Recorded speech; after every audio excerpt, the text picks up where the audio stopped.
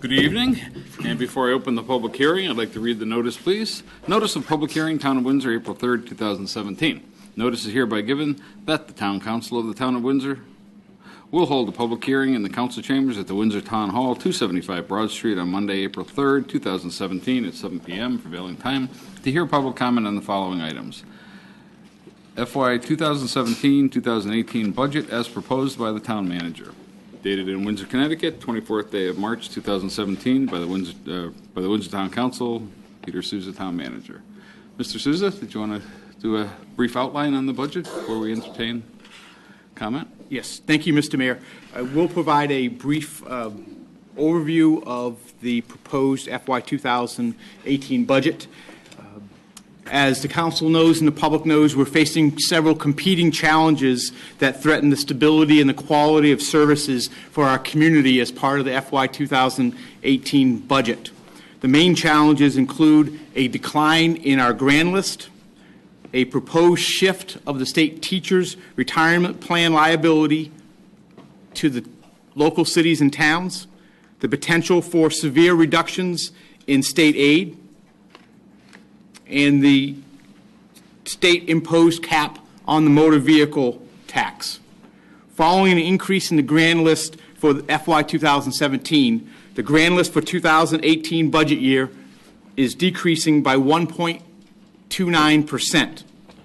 This decline is a result of the Amazon tax agreement going into effect and a large decrease in personal property value of approximately $23 million or 4.9%.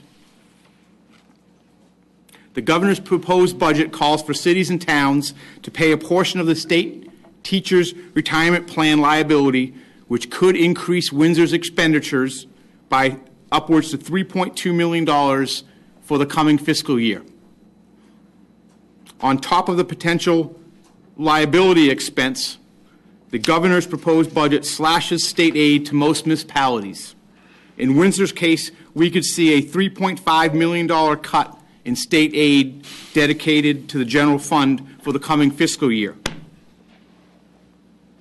In addition, the statewide motor vehicle tax or mill rate is capped at 32 mills starting July 1st. It's estimated that the town would forego approximately $550,000 in motor vehicle tax revenue.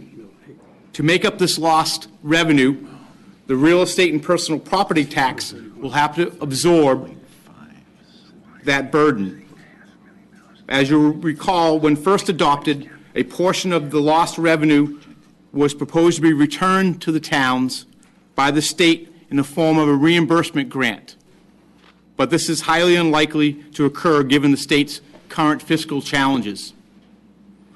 Absent significant alterations in the proposed state budget, there will need to be reductions to town services, capital reinvestments, in addition to a larger tax increase than we have seen in recent years. In terms of expenses, the 2018 budget essentially maintains the current service levels.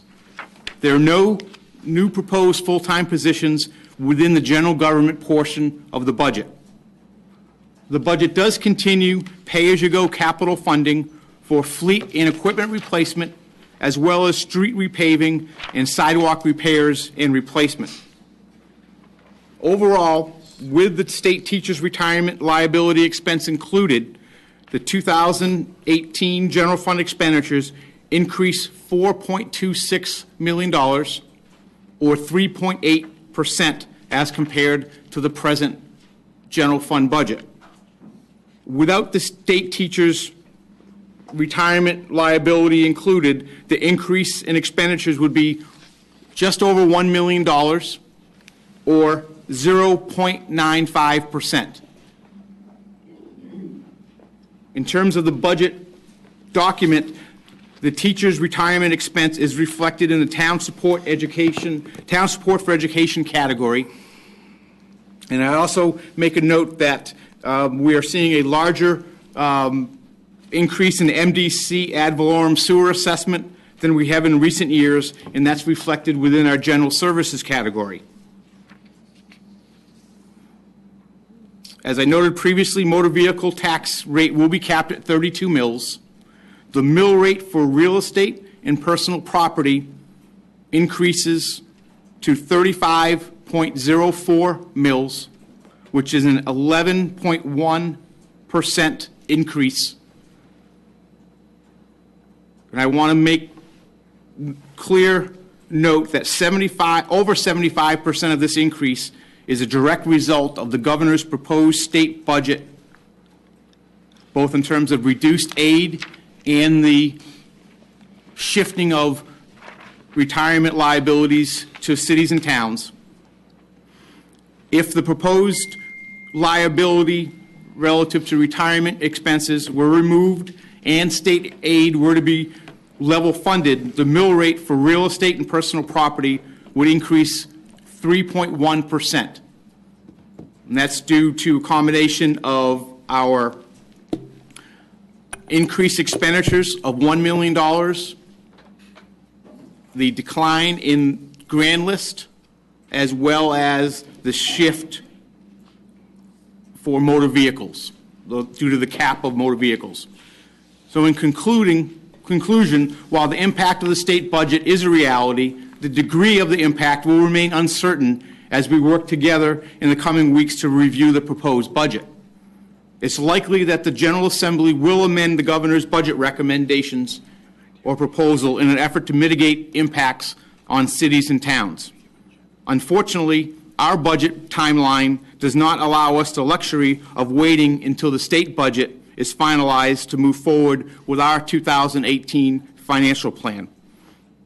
With that in mind, I look forward to working with the Town Council to review the proposed budget and to discuss how to potentially approach or manage the significant policy decisions necessary to accommodate the extreme proposals included in the governor's proposal, or budget, excuse me.